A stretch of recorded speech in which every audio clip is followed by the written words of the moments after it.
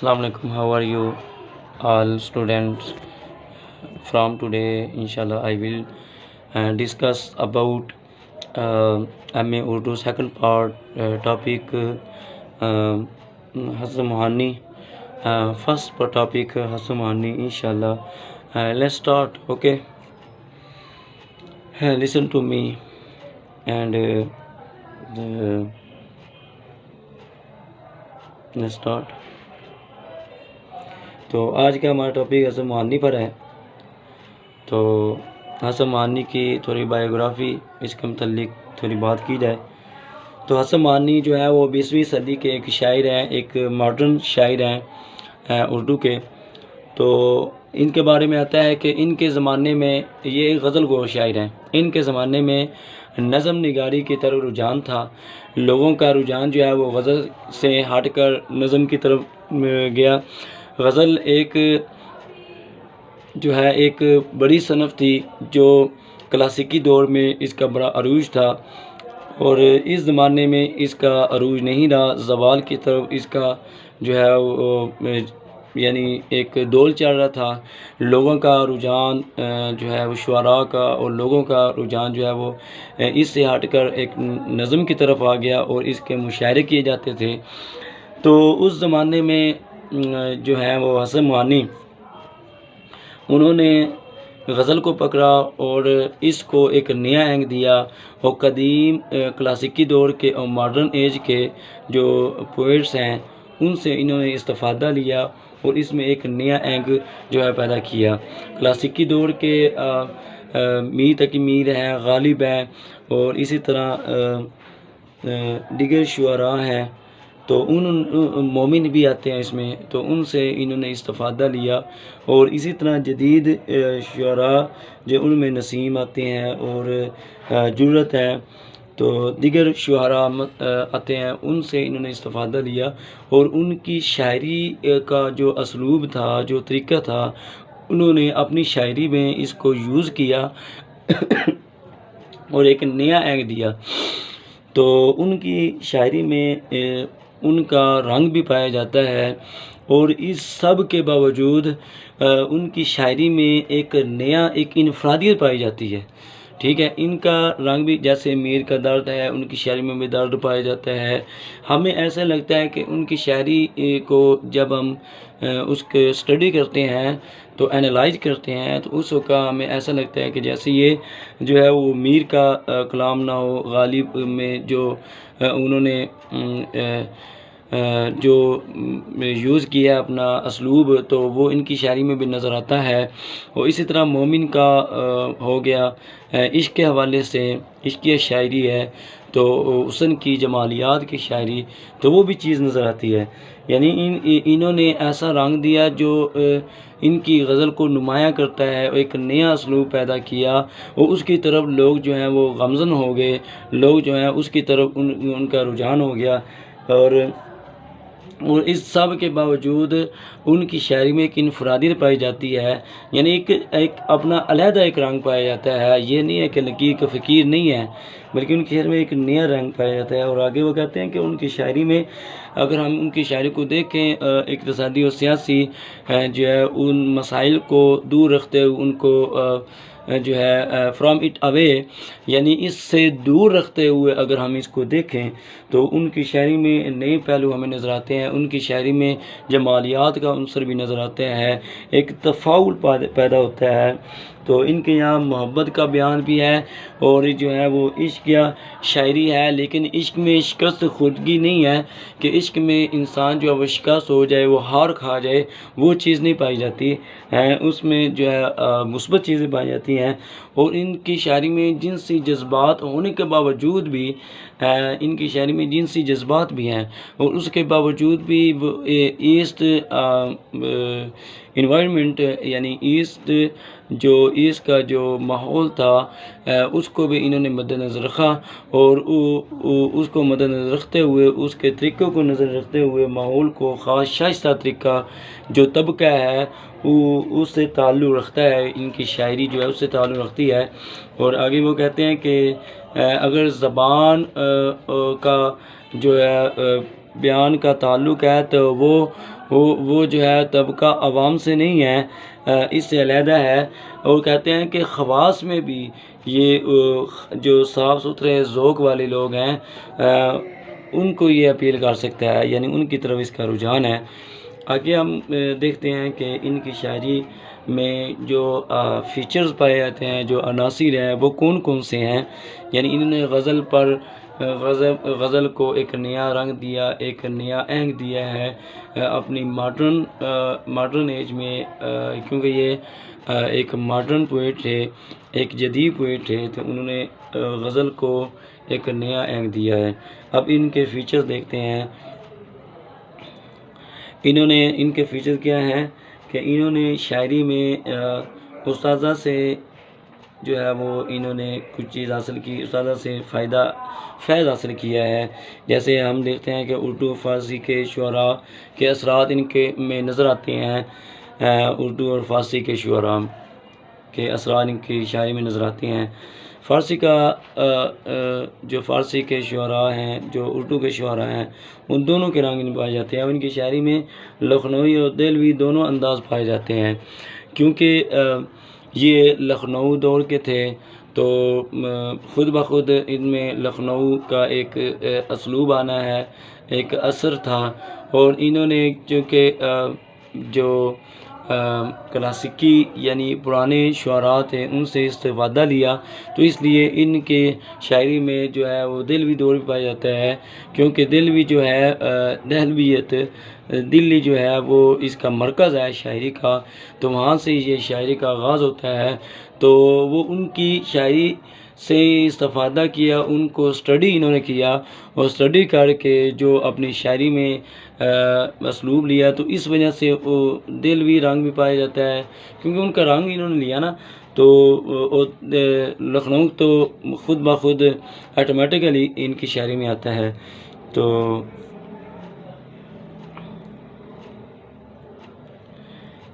ایسے شعر میرے بھی ہیں۔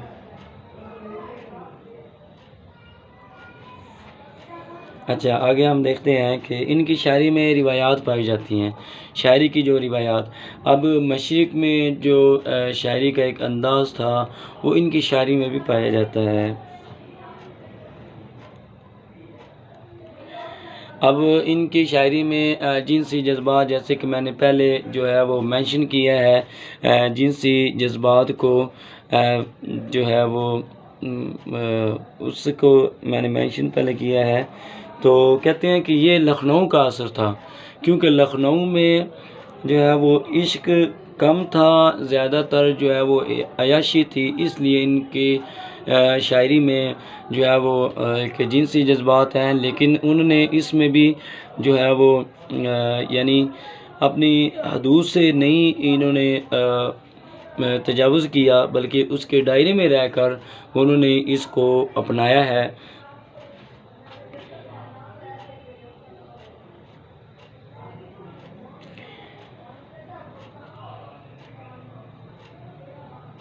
تو ان کا یہ کیا ہوتا تھا کہ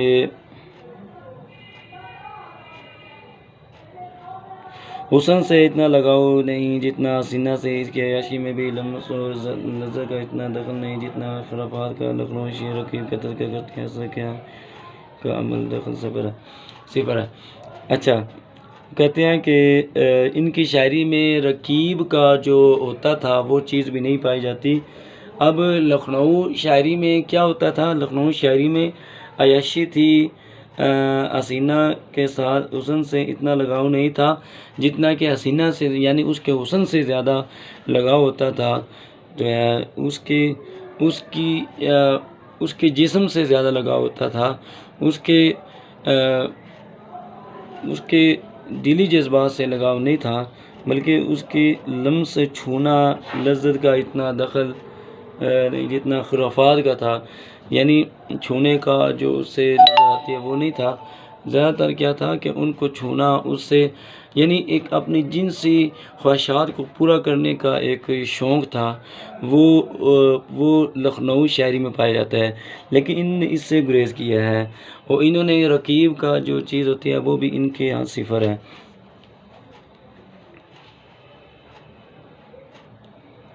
اب وہ بیان کرتے ہیں کہ میر کی غم خوشی اور یاز پسندی سے انہوں نے پرہیز کیا۔ اب کچھ چیزیں ان کے اندر آتی ہیں۔ مومن کے رکیب سوخت کے انداز اور رعایت لفظی سے بچنے کی کوشش کی، اور جرت انشاء کی شوخی کو فکر پن اور ابتذال سے بچا کر اپنایا، اور ان کی معاملہ بندی کو 20ویں صدی کے ذوق کے سانچے میں ڈالا ہے۔ اب کیا کہتے ہیں کہ رعایت لفظی، یعنی اس میں انہوں نے رعایت لفظی آپ سمجھ ہی گئے ہوں گے کسے کہتے ہیں، کہ جس میں کیا پائی جاتی ہے، کہ جس میں ردیف اور قافیہ اور ردیف کا جو ہے وہ چیز پائی جاتی ہے، اس کو رعایت لفظی کہتے ہیں۔ تو بچنے کی انہوں نے اس میں رعایت لفظی سے بچنے کی کوشش کی، اور جرت و انشاء کی شوخی کو فکر پن اور ابتذال سے بچایا، یعنی جو جرت و انشاء کی جو شاعری میں فکر پن تھا، ایک ابتذال تھا، ایک بری چیز تھی، ایک جو ہے وہ اس سے گری ہوئی اخلاق سے گری ہوئی چیز ہے، اس کو دور کیا ہے۔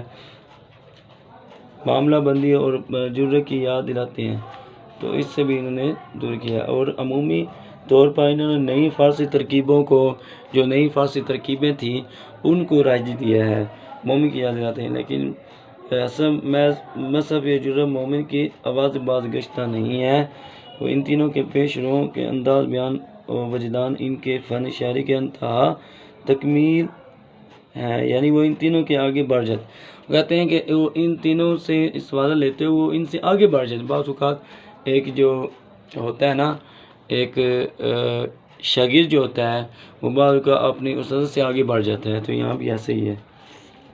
آگے اس کو سکپ کرتے ہوئے آگے ہم جاتے ہیں کہ پہلے ہم استاد سے اکتساب لیا، استفادہ لیا، اور دوسرا جو ہوتا ہے ان کی شاعری میں معاملات حسن و عشق پایا جاتا ہے، یعنی حسن و عشق کے معاملات پائے جاتے ہیں، ناقابل فہم ہے، یعنی اصل کسی ایسی مخلوق سے عشق نہیں کرتے جو ناقابل فہم ہو اور مفوق الفطرت ہو، وہ ایسی چیز سے عشق نہیں کرتے جو مفوق الفطرت ہو، جو ایسی چیز ہو، ایسی فطرت جو ہم امیجنیشن کرتے ہیں، جیسے ہم اس کا سوچ بھی نہیں سکتے، ایسی چیز جو ناقابل یقین ہو، انبلیویبل ہو، ٹھیک ہے، تو ایسے ان کے عشق نہیں ہے۔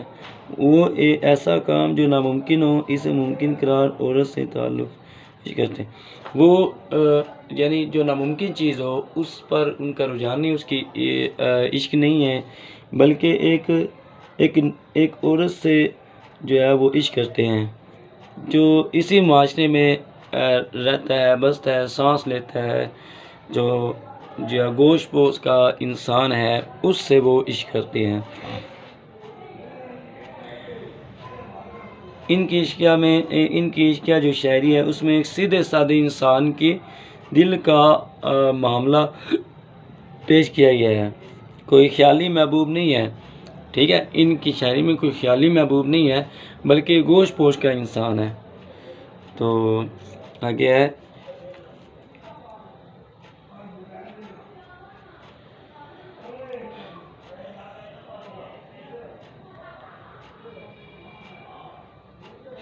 اچھا، تو آگے ہم جاتے ہیں کہ عشق کے حوالے سے بات ہو رہی تھی، تو عشق ہی ان کی عبادت ہے، یعنی عشق ان کی راحت ہے، ان کا سکون ہے، ان کا اطمینان ہے، ان کی عبادت ہے۔ تو وہ اپنے کلام میں اس پر بہت ان کے جو جذبات ہیں کیفیت ملتی ہے، اس کیفیت میں ایک خود سپردگی اور رضامندی پائی جاتی ہے، عشق ان کی عبادت ہے، تینوں کے اہم کو مقدم رکھا ہے انہوں نے، یہیں سے اثر کی عشقیہ شاعری ان کا لب و لہجہ، ان کا مزاج دوسرے شعراء کی یاد دلاتے ہیں۔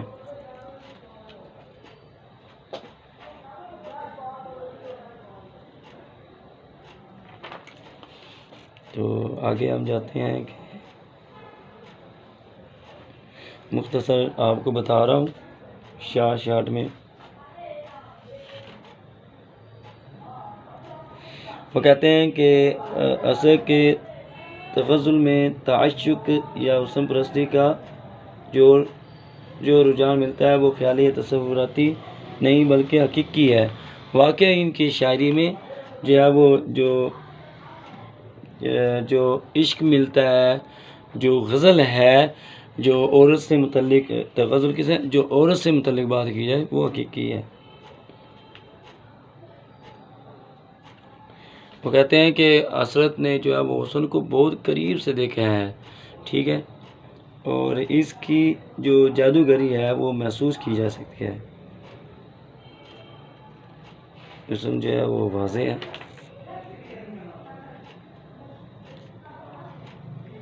اب حسن تصور، ان کا تصور کی بات کی جا رہی ہے۔ اس حسن اور اس کے عام اور لوازم کو صرف دیکھتے اور دیکھ کر بیان نہیں کر دیتے بلکہ اس کو محسوس کرتے ہیں۔ جو وہ اپنی شاعری میں حسن کو بیان کر رہے ہیں تو اس میں وہ کہتے ہیں کہ صرف اس کو دیکھ کر اس کی تعریف نہیں کر دیتے بلکہ اس کی گہرائی میں جا کر جو ہے وہ اس حسن کو اس طریقے سے بیان کرتے ہیں کہ گویا کہ وہ اس حسن میں ایسے جو ہے وہ جذب ہو چکے ہیں، انوالو ہو چکے ہیں کہ وہ اس کے جو ہے وہ جڑ تک پہنچ جاتے ہیں، اس کی جڑ کو وہ جانتے ہیں اور اس کی ہر چیز کو وہ ریئلٹی دیتے ہیں، اس کو ایسا بیان کرتے ہیں گویا کہ وہ خود اس کو جو ہے وہ یعنی وہ خود اس کی مصور بن جاتے ہیں۔ تو ایسا حسن وہ بیان کرتے ہیں، یعنی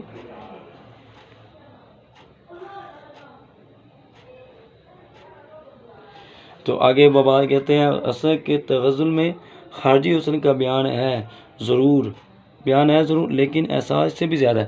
کہتے ہیں کہ خارجی حسن کا بیان تو ضرور ہے لیکن جو احساس ان کی شاعری میں پایا جاتا ہے وہ خارجی حسن سے بھی زیادہ ہے۔ جو ان کے اندر احساس ہے، ٹھیک ہے، احساسی چیز، سینس پایا جاتا ہے، جو فیلنگز پائی جاتی ہیں، جو حسن کی فیلنگز ہیں وہ ان کے اندر زیادہ پایا جاتا ہے۔ تو وہ کہتے ہیں کہ غالب کی طرح وہ حسن کی تراشی نہیں کرتے، وہ صرف خیالی پیکر تراش نہیں کرتے بلکہ وہ اس کو احساس کو بھی محسوس کرتے ہیں۔ آگے حسن کی سیاسی شاعری، ان کی شاعری میں سیاسی عنصر بھی پایا جاتا ہے۔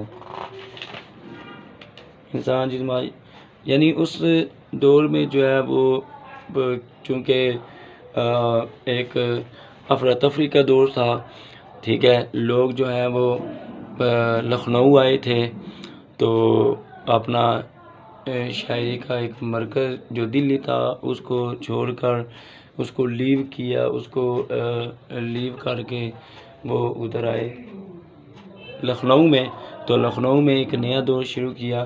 تو اس افراتفری کے دور میں ایک سیاسی جو گفتگو چل رہی معاشرے میں، ایک سیاسی جو ہے وہ تاریخیں بھی تھی، اس دور کا بھی اس کی شاعری میں نظر آتا ہے۔ اور آگے کہتے ہیں اگر کوئی شخص فنکار ہو تو اس کے دور میں ابھرنے والی سیاسی، ادبی اور سماجی تاریخیں اس پر اثر انداز ہوتی ہیں۔ تو ان کے دور میں سیاسی بھی، ادبی بھی اور سوشل جو ہے وہ موومنٹس جو ہیں وہ نظر آتے ہیں۔ پولیٹیکل، لٹریری اور سوشل جو موومنٹس ہیں اس کے افیکٹیوز یعنی افیکٹ جو ہے ان کی پوئٹری پر ہمیں ملتے ہیں۔ وہ اپنی شاعری یا مصوری ان کے اثرات کا اظہار کیے بغیر نہیں رہ سکتے کہ وہ اپنی شاعری کے جو پولیٹیکل جو اثرات تھے وہ ان کی شاعری میں ہمیں صاف کلیئرلی ہمیں کلیئرٹی نظر آتی ہے، ٹھیک ہے۔ دنیا فنکار کو مشکلات آواز ہے۔ اچھا اگر جیسے مختلف نام لیتے ہیں، گاندھی جی جیلوں میں چرخہ کاٹ رہے تھے، قائد اعظم، قوانین وغیرہ، یعنی مختلف لوگ جو کمیونزم کے حق میں تھے۔ اثر کی شاعری پڑھتے ہوئے یہ احساس ہو کہ اثر عشق کے نشے میں چور رہنے والے شاعر ہیں، لیکن جب اثر کا سیاسی کلام دیکھیں تو عقل دنگ رہ جاتی ہے۔ وہ حسن کو، عشق کو وہ بیان تو کر رہے ہیں، غزل کے شاعر ہیں نا، تو لیکن جب ان کی سیاسی شاعری کو ہم دیکھیں تو ایسے لگتا ہے کہ وہ اس سے دور ہو چکے ہیں، کہ ایسے لگتا ہے کہ وہ ایک سوشل جو ہے وہ پوئٹ ہیں جو سوسائٹی پر بات کر رہے ہیں، کرٹیسائز کر رہے ہیں، ٹھیک ہے، یہ اس پر اسٹڈی کر رہے ہیں، انالائز کر رہے ہیں، تو یہ ہم دیکھتے ہیں، یعنی سیاسی جوڑ بھی ان کے اندر پایا جاتا ہے۔ ان کی شاعری میں ایک اور کیا چیز پائی، ان کے زمانے میں ایک درویشانہ یعنی دور بھی تھا، تو وہ بھی چیز پائی جاتی ہے ان کے اندر۔ درویشانہ طبیعت و قلندرانہ سیرت کا بھی بڑا ان میں حصہ نظر آتا ہے۔ مستقل مزاجی ہے، ثابت قدمی ہے، ان کے وہ اوصاف ہیں، بے خوفی ہے، ٹھیک ہے، اور جو زمانے بھر سے خراج تحسین حاصل کرتے رہے۔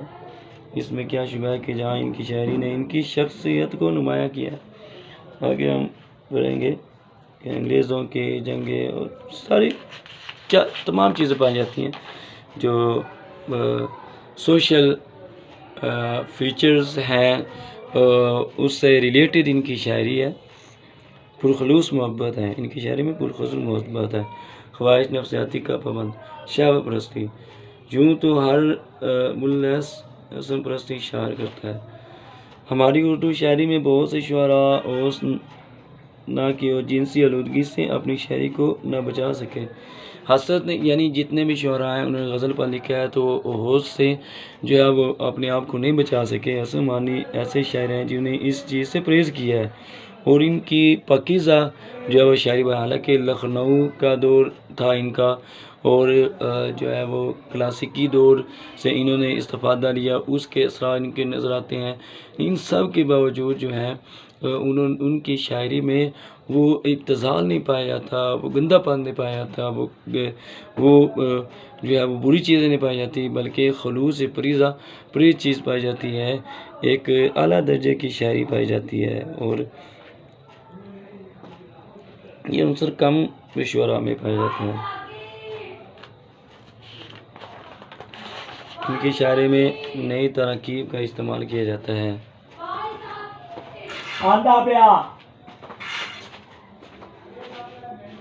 ان کی شاعری میں نئی تراکیب پائی جاتی ہیں، تو نئی تراکیب کو آپ سمجھتے ہی ہیں کسے کہتے ہیں، کہ اصل خود کہتے ہیں کہ میرے کلام میں جو لطیفہ یعنی خوش طبع اور سنجیب جو ہے وہ شگفتہ و حسین ترکیب موجود ہے، خوبصورت پھیلا پھولا، یعنی خوبصورت شگفتہ، خوبصورت لطیفہ، یعنی خوبصورت جو ہے ترکیب جو ہے وہ میری شاعری میں ملتی ہیں۔ یہ فضا مومن کا اور نسیم کا ہے۔ کہتے ہیں کہ یہ جو فیضان ملتا ہے، یہ جو فائدہ ہے، یہ جو شگفتہ اور جو ہے لطیفہ ہے، جو ترکیب ہے، حسین ترکیب، یہ فیضان کن کا ہے؟ مومن نسیم سے انہوں نے لیا ہے، اور ان کی شاعری میں ہمیں نظر آتا ہے، لیکن اس میں میرے مطالعہ فارسی کو بھی دخل ہے۔ کہتے ہیں کہ لیا ہے، اور اس کے ساتھ میں نے اپنے فارسی جو ترکیب ہے اس کو میں نے اس کے ساتھ دیز کیا ہے۔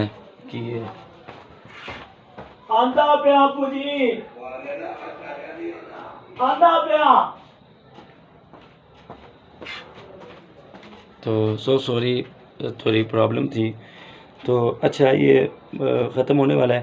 تو ان کو رئیس المتغزلین کہا جاتا ہے، کیونکہ انہوں نے جدید دور میں دوبارہ جو ہے وہ غزل کو شروع کیا، اس لیے رئیس المتغزلین کو کہا جاتا ہے۔ تو اچھا، ان کی نئی ترکیب کے بارے میں جائے، سرمایہ دار انتظار، یہ ایک نئی ترکیب ہے۔ تغافلہ ہائے پیدا ہے، روشنی اس نے مراعات، یہ چیزیں ہیں ترکیب جو بے حد اچھی ہیں۔ رئیس المتغزلین جو غزل کا بادشاہ، کیونکہ انہوں نے غزل کو دوبارہ شروع کیا۔ غزل کی شاعری میں نرمی اور ملائمت بھی پائی جاتی ہے، اور سادہ زبان ہے، سلاست والی، یعنی سادہ زبان، صفائی ہے، اور کلیئرٹی پائی جاتی ہے، اور کلام میں الجھا و پیچیدگی اپنے کلام کا حصہ نہیں بناتے یہ، اور اپنی شخصیت جو ہے وہ عیاں کرتے ہیں، بلکہ ان کی شاعری میں ان کی آپ بیتی بھی ہمیں نظر آتی ہے، جو ان کا زمانہ تھا وہ اپنی آپ بیتی بتاتے ہیں، ٹھیک ہے، اور جذبات احساسات کو اپنی شاعری میں جگہ دی ہے، جذبات کو، فیلنگز کو، ایموشن کو انہوں نے اپنی شاعری میں جگہ دی ہے، اور جو ہر نوجوان کے لیے ہوتی ہے۔